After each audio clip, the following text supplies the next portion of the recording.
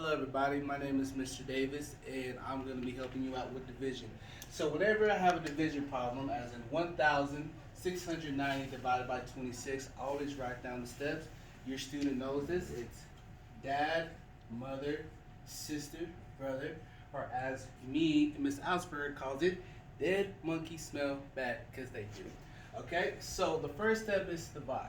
My job is to see how many times 26 can go into this number, 1,690. So first off, since I'm dividing by 26, I know that 26 cannot go into 1. So I either put an X or I can put a 0. So now I move over to the 6. So instead of just 1, I have 16. I want to see how many times 26 can go into 16. Obviously, this is still too big, so it cannot go in there. So I put an X or I put a 0. So now I'm going to see how many times 26 can go in 169. Right? It's a big, huge number. So if you don't know, if you're not for sure, we have something called an answer bank or word bank, whatever your teacher calls it. And I'm going to start with 5. So I'm going to see if 26 times 5 gets me close to this or exactly to 169. So we're going to see. So I have 6 times 5, which gives me 30. And I carry that 3.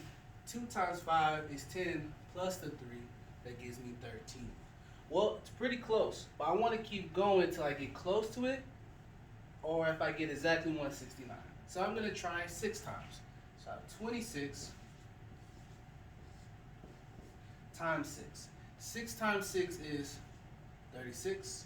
2 times 6 is 12 plus 3, which is 156. I'm getting closer, so I'm going to go one more. I'm going to go to 7. Hold on. I accidentally wrote 25.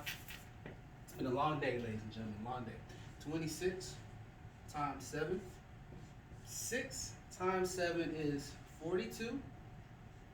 2 times 7 is 14 plus 4, which gives me 182.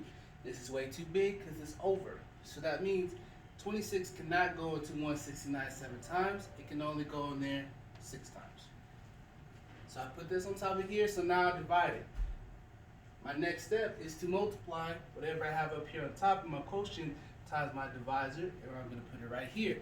Well, look, I already did it. It's right here. It's 156.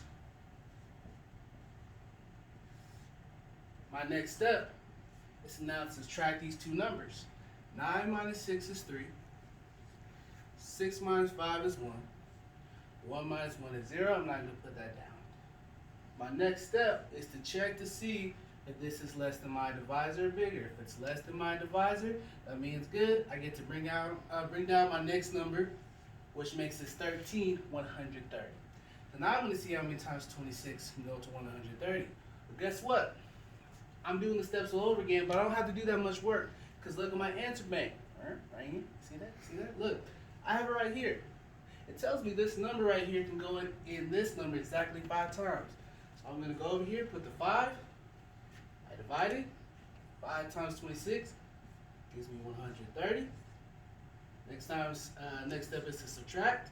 0 minus 0 is 0. 3 minus 3 is 0. 1 minus 1 is 0. So subtract. If there's not another number to bring down, that means you're done with your steps, and your answer is going to be 65.